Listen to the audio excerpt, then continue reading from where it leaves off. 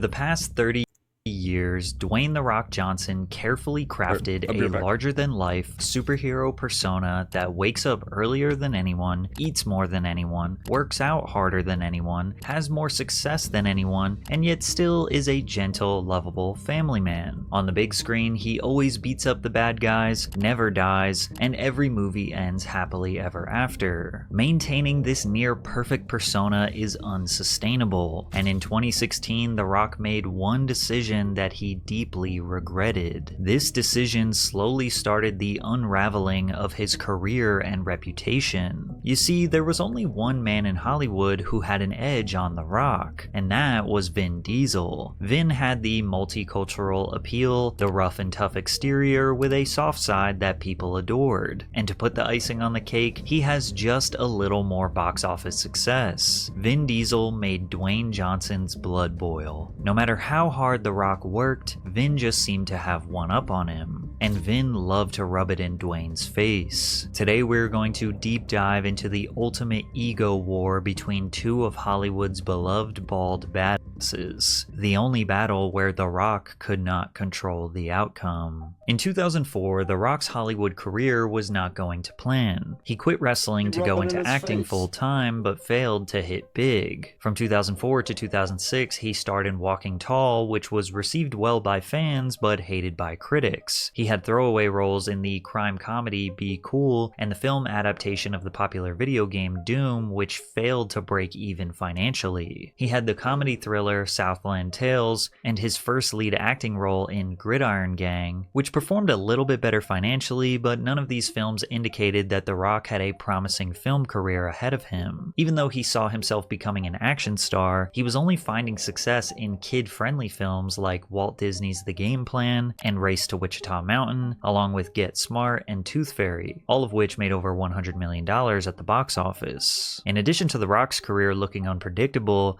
the Fast and Furious franchise needed a rebrand if they wanted to see increased box office success. The first three films, which many die-hard fans of the series consider to be the best, particularly Tokyo Drift, all were centered around car culture and attracted car enthusiasts. Back when the series paid attention to detail, I love how they show us Dom approaching the turn, downshifting to second, and then clutch popping to break the wheels loose for the drift. Man, I wish they still made movies like this. The fourth film, Fast and Furious, still featured many elements of street racing culture, but upped the action scenes to a new level. Explosions, foot chases, fighting crime. This was a test to see if they could slowly move away from car culture, and it was a big hit, securing $360 million at the worldwide box office, making it the most successful film of the franchise at that point. It's also important to understand that Vin Diesel was the main character of the very first film. Then he denied to participate in the second film and only made a minor cameo in the third film, but he came back strong in the fourth film to a huge success. I'm not suggesting Vin Diesel is the reason why the fourth film was so successful, but from there he became an integral part of the production and storylines. Vin Diesel's production company, One Race Films, took the reins from Universal Pictures.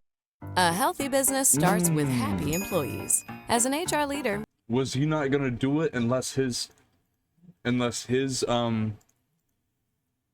film production thing was there? Maintain creative control over future films. Yeah. Diesel worked closely with screenwriter Chris Morgan to produce a story arc to further explore and develop his character. Diesel was clearly very passionate about the franchise. He had been there from the beginning, and he felt like he knew what was best for the franchise going forward. This dynamic seemed to work well until another successful actor/producer joined the Fast team and felt his work ethic. Yo, wait, so was this like Buttonhead's thing, was that in real life rather than just Fast Five? Because yo, watching Fast Five, I fucking love that movie. That was my favorite one. I rewatched it.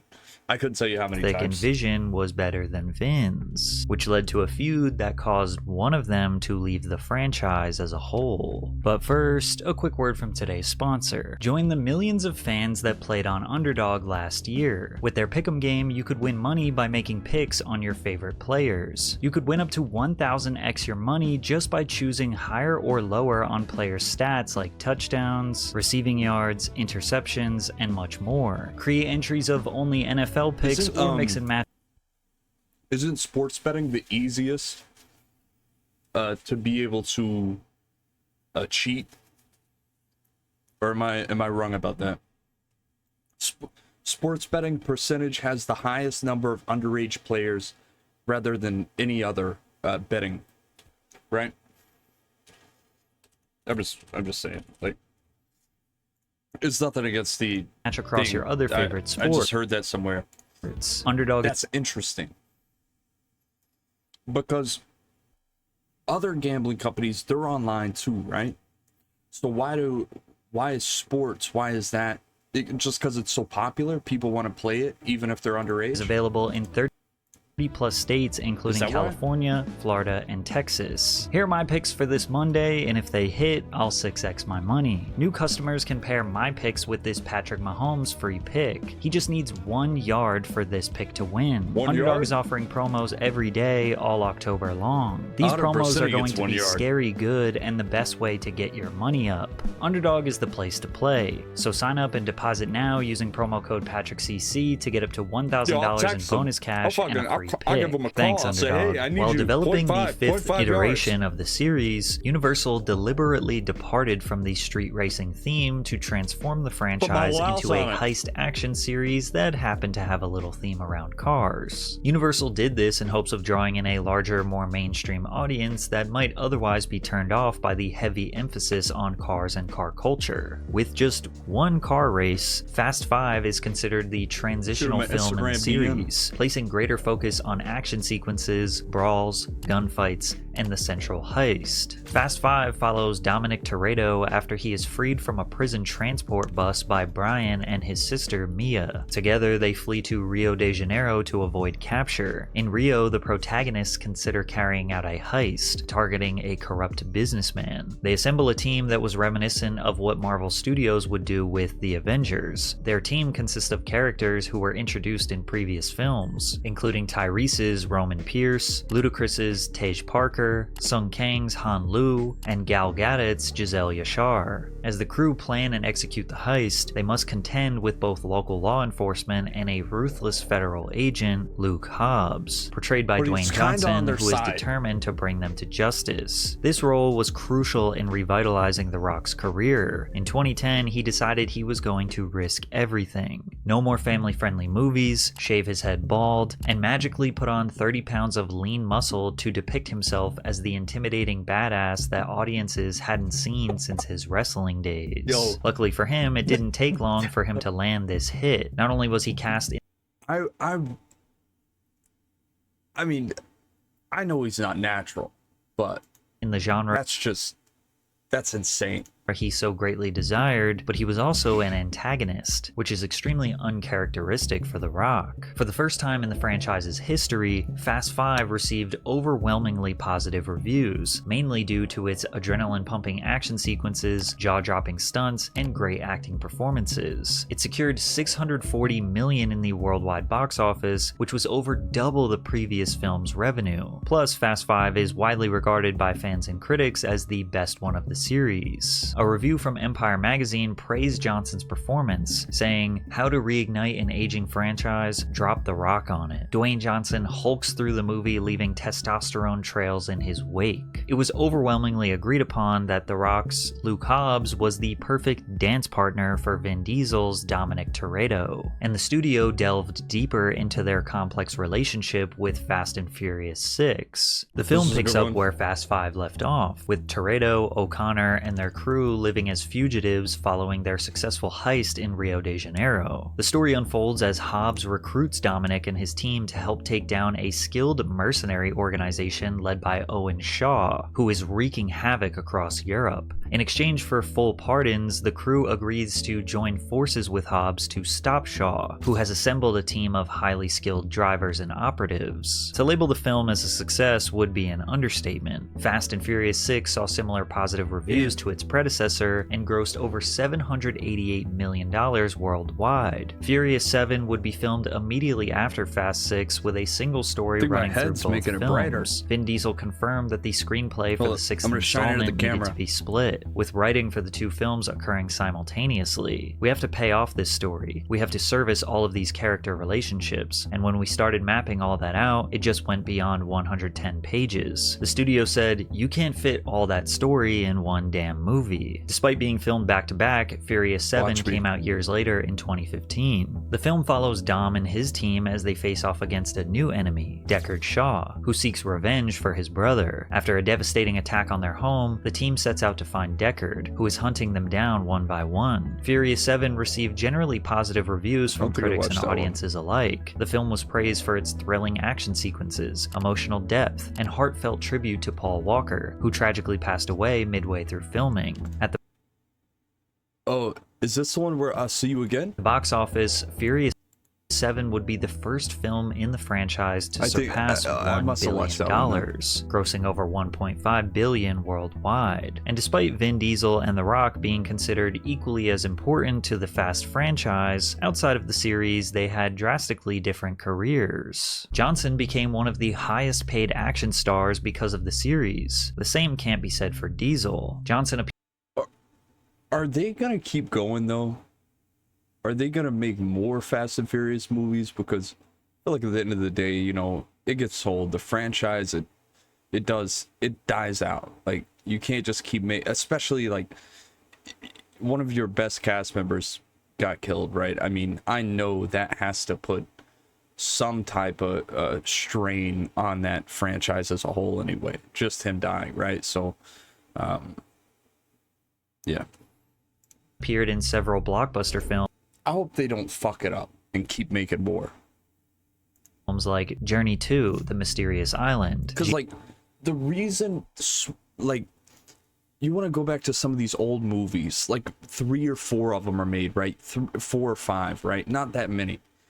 And that's what makes it so good. It's so rewatchable because they're not like really having to stretch it out. It feels like in some of these big franchises like Star Wars and stuff, the reason you can never get into it because of how fucking stretched out it is. It's like you're telling the story from the first story in the 9th story to make sense that what happened in the 5th story to make sense of what happened in right now. It's just G.I. Joe, Retaliation, Hercules, and San Andreas, all of which surpassed $200 million at the worldwide box office. Diesel, on the other hand, struggled to find anything substantial. Babylon AD bombed at the box office and was destroyed by film critics. The Chronicles of Riddick and Riddick, the second and third installments of the Chronicles of Riddick franchise, left fans with mixed opinions. Really? The Last Witch Hunter didn't make enough to break even at the box office and receive less than stellar reviews. XXX Return of Xander Cage, the third installment in the XXX film series, stood out as the only film in his filmography outside of the Fast and Furious franchise to break even at the box office, grossing over $346 million worldwide. For Johnson, actually, it was the I don't even think I watched Riddick. I'm pretty sure I put it on and then went to sleep. Complete opposite.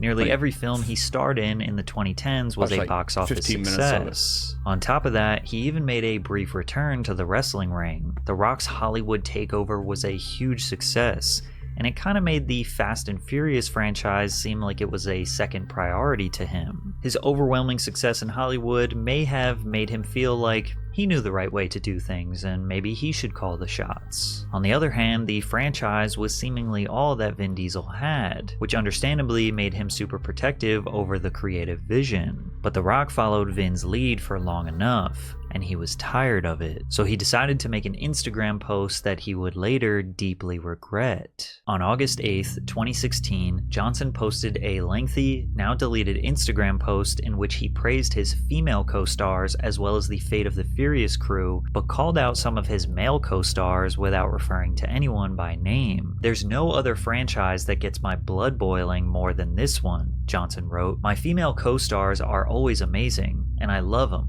My male co-stars, however, are a different story. Some conduct themselves as stand-up men and true professionals, while others don't. The ones that don't are too chicken shit to do anything about it anyway. Candy asses. When you watch this movie next April, and it seems like I'm not acting in some of the scenes, and my blood is legit boiling, you're right. An actor basically denouncing a film that they are supposed to be promoting is extremely rare. I mean, he set it up for people to go in there with a negative mindset. This was extremely uncharacteristic for The Rock.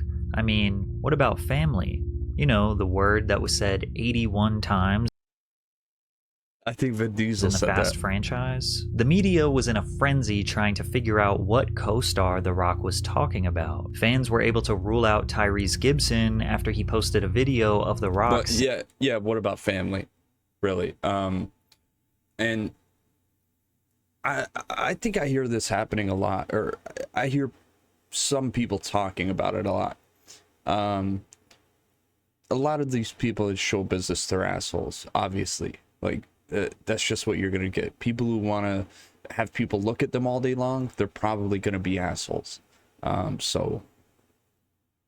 Singing to his 9-year-old daughter with the caption, "DJ happens to be one of the most humble, down-to-earth, and professional people I've ever worked with. More importantly, he's my brother. We have never had a problem and will never have a problem." Now you have to remember that the Fast series is one of the most successful global film franchises of all time. So while this may seem like menial drama, the media knew they had a juicy story on their hands. And it seems like they amplified the drama as various media outlets were reaching out to anyone who worked on the Fast series to get a quote and further this story. TMZ posted another article confirming that Johnson's social media rant was targeted at Vin Diesel. A quote production source said the pair reportedly butt heads in part because Vin is a producer and has made decisions that didn't sit well with the former wrestling champ. Another source explained that Vin was having problems with The Rock because he kept showing up late for production, sometimes failing to show up at all. However, there were other reports that essentially said the exact opposite, that Vin Diesel was the one who was acting like a diva, specifically during the filming of Fast 7. Vin spent a whole day in his trailer one day, a source told The Hollywood Reporter. Another source told Page 6 that Diesel was constantly late when we worked together. The source added that Diesel acted like a diva and has held up production before, and that it's not surprising that he's the one The Rock is calling out. It's tough to know if there was actually animosity behind the scenes and now the staff is essentially choosing sides, or if these sources were just the PR teams from both actors trying to deflect blame and responsibility. Despite the animosity between them, Diesel and Johnson allegedly met on August 9th, one day after The Rock's initial Instagram post, on the Atlanta set to hash out their differences, partly because tensions were running so high it was almost impossible to shoot scenes. Johnson seemingly addressed the issue in another Instagram post on August 11th. You guys reading this know how much I believe in the idea of team effort. That means respecting every person, their time, and their value when they step onto my set or partner with our production company. And like with any team, that's a family. There's going to be a conflict. Family is going to have differences of opinion and fundamental core beliefs. To me, conflict can be a good thing when it's followed by great resolution. I was raised on healthy conflict and welcome it, and like with any family, we get better from it. At the end of the day, me and the F8 co-stars all agree on the most important thing, delivering an incredible movie to the world. While their co-stars initially remained silent about the situation, other cast members made their alliances clear. On August 12th, Tyrese posted 2 photos of himself with Vin Diesel, along with a lengthy message referring to him as his brother. Ludacris posted a throwback photo, including several of his Fast and Furious co-stars, minus The Rock. After the filming concluded, neither Johnson nor Diesel mentioned the feud for months. On April 4th, The Fate of the Furious had its world premiere in Berlin. Watch Furiosa, a Mad Max saga on Max. I need a vehicle.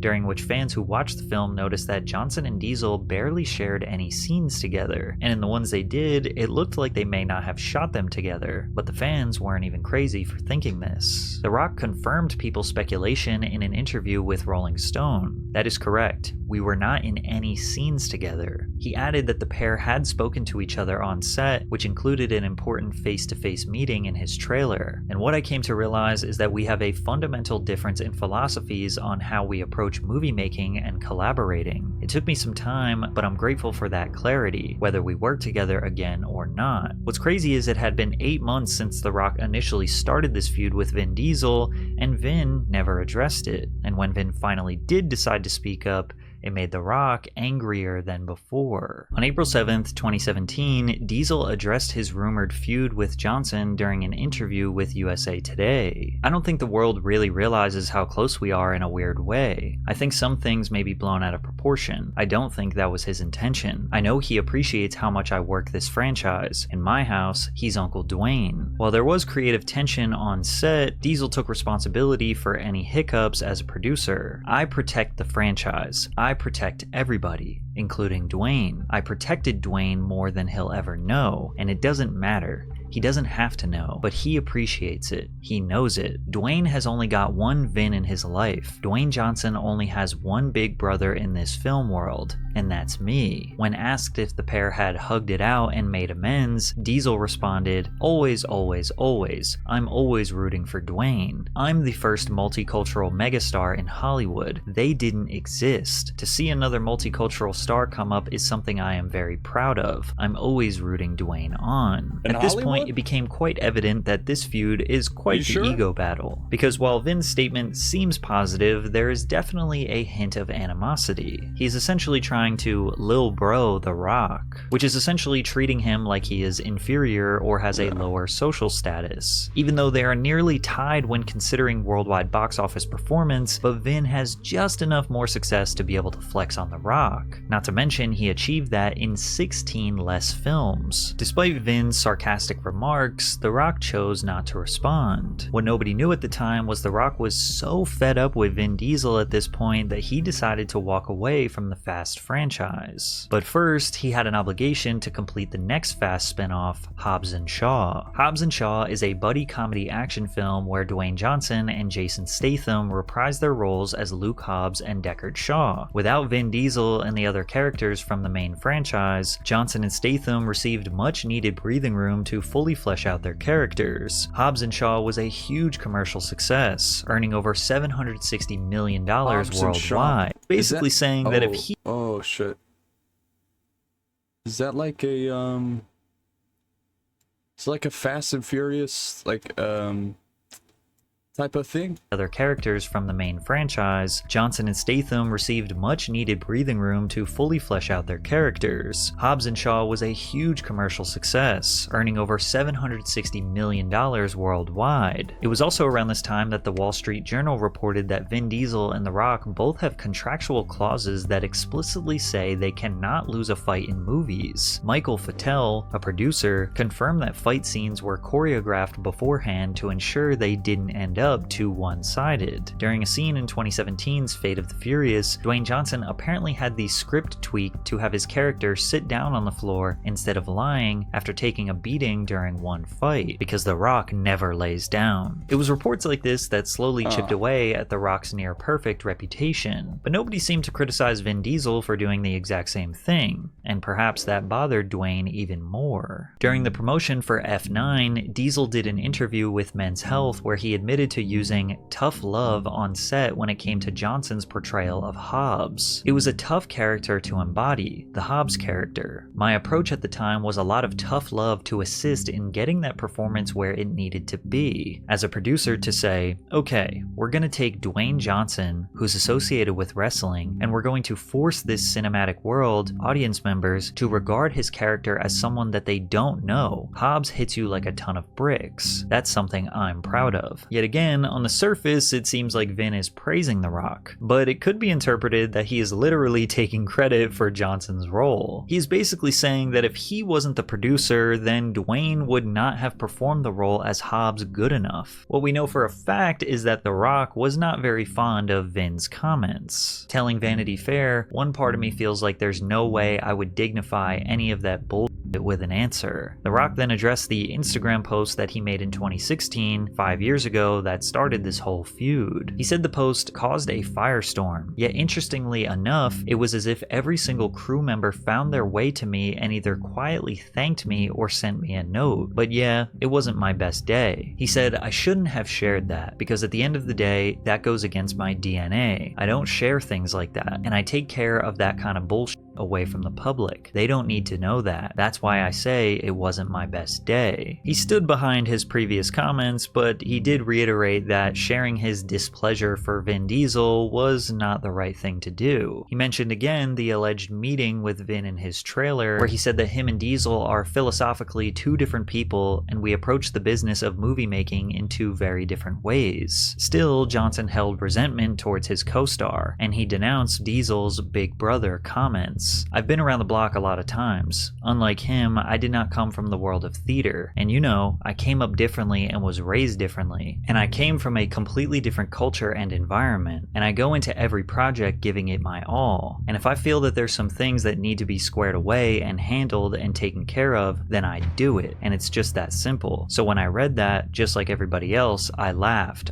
hard. Clearly, whatever happened between Johnson and Diesel was never really resolved, and as future films centered more around Vin Diesel, The Rock decided to make his exit. In July of 2021, Johnson revealed to the world that he would not be returning to the main franchise while speaking to The Hollywood Reporter. I wish them well on Fast 9, and I wish them the best of luck on Fast 10 and Fast 11 and the rest of the Fast and Furious movies they do that will be without me. And 4 months after Johnson said that he's never coming back, Vin Diesel made an Instagram post where he begged him to rejoin the franchise. My little brother Dwayne, the time has come. The world awaits the finale of Fast 10. As you know, my children refer to you as Uncle Dwayne in my house. There is not a holiday that goes by that they and you don't send well wishes, but the time has come. I say this out of love, but you must show up. Do not leave the franchise idle. You must show up.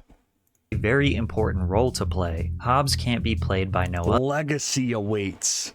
I hope that you rise to the occasion and fulfill your— I told you we will I was going to fulfill my promise to Pablo. Wait. I should have read that destiny. The Rock was tired of being Lil Bro'd by Vin Diesel, and it really seems like Vin is continuing to troll him. Saying The Rock needs to fulfill his destiny is making it seem like The Rock playing this role for the 7th time is like some sort of major career milestone. Damn. As if his movie career would crash and burn if he was not in Fast 10. I feel like that is a problem with like directing a movie or like being a producer of a movie and then also being starred in the movie. Does that not like kind of fuck with it a little bit? This post made by Vin Diesel backfired, and it pushed The Rock even further away. Johnson claimed he was very surprised by Vin's recent post during an interview with CNN. This past June, when Vin and I actually connected, not over social media, I told him directly and privately that I would not be returning to the franchise. I was firm yet cordial with my words and said that I would always be supportive of the cast and always root for the franchise to be successful, but that there was no chance I would return. He specifically didn't like how Vin mentioned his children in the post. I guess he's not Uncle Dwayne after all. Unfortunately for The Rock, reality slapped him in the face. Didn't like the fact that he mentioned his children? I thought Vin Diesel was mentioning his own children and saying that they call you Uncle Dwayne. Not that they were mentioning Uncle... It became I'm calling him Uncle Dwayne now. Dwayne The Rock abundantly Johnson. clear that The Rock needed the Fast franchise more than he realized. In 2021, Dwayne appeared opposite Emily Blunt in the fantasy adventure film Jungle Cruise, which was a box office bomb. With an estimated combined production and promotional cost of $365 million, the film needed to gross around $500 million worldwide in order to break even, but fell short at $221 million. Then Johnson appeared in another box office bomb in the form of Black Adam, a 2022 superhero film that Variety estimated estimated needed $600 million to break even, falling short once again at $393 million worldwide. The failure of Black Adam was particularly bothersome for fans because he used his status to obtain a classic Marvel story that had never been brought to the big screen, only to dilute the character and turn him into another movie stroking The Rock's ego. Black Adam was supposed to be a dark, sinister anti-hero. The reason why the Marvel Cinematic Universe has become such a massive success around the world is because of how all of the characters can tie together. The Rock did not care about how the character fits in the Marvel Cinematic Universe. He wants to be the universe. It's almost like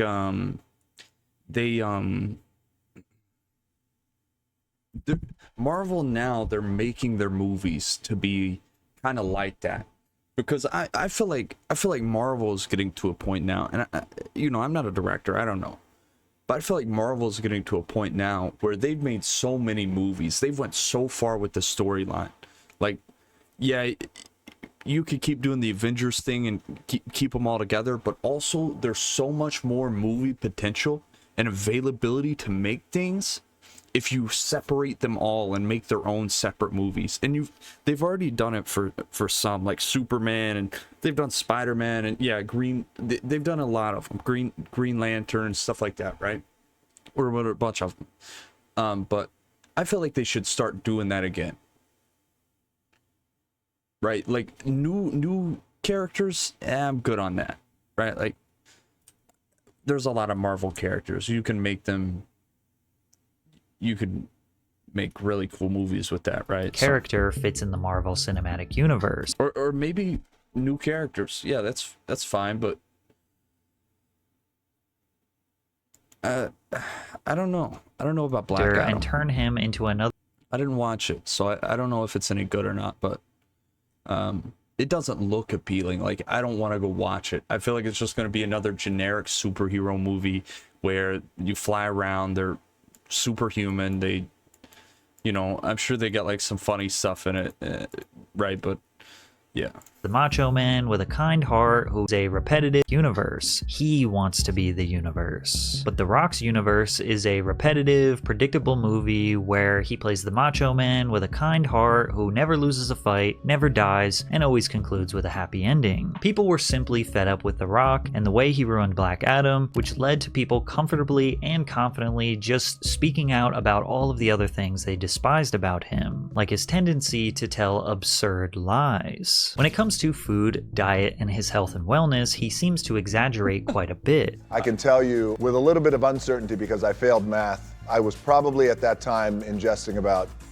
anywhere between 6 to, well, I would say possible almost 8,000 calories a day. He set the internet on fire when he claimed that he eats 6,000 to 8,000 calories per day. For someone as dedicated as he is to his diet and exercise, achieving a near perfect physique at 52 years old, he should know exactly how much he is eating per day. But countless experts were just not convinced that The Rock was telling the truth. I can tell you there is no way The Rock burns off enough calories to average 6,000 to 8,000 calories a day and look like this. If he actually ate those kind of calories, 6,000 to 8,000 a day, he would be 100 pounds overweight. There is no way he eats this much. Naturally, this opened the door for people to discuss the other elephant in the room. Does The Rock use steroids? Oh, obviously. After all, he's 52 years old, 260 pounds, with only 7%. The real question is how much?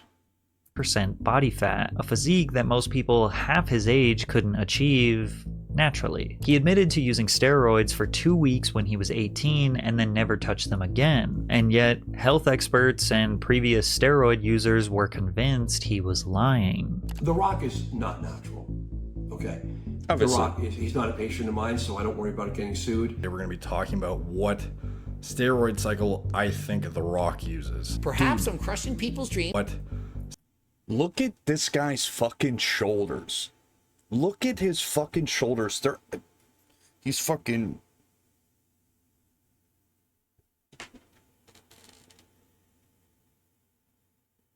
I can't even get my shoulders that wide. I gotta pop them out of socket or something to get them out there. Steroid Fucking cycle hell. I think The Rock uses. Perhaps I'm crushing people's dreams saying I don't believe The Rock's natural. But hey, here in the real world, You don't look like The Rock at 50 without taking something. I don't think he One of the more denies that. strange That's, lies that The Rock told was when he tried to convince the world that he never had In-N-Out Burger. I was gonna bring that up. Generate sampler.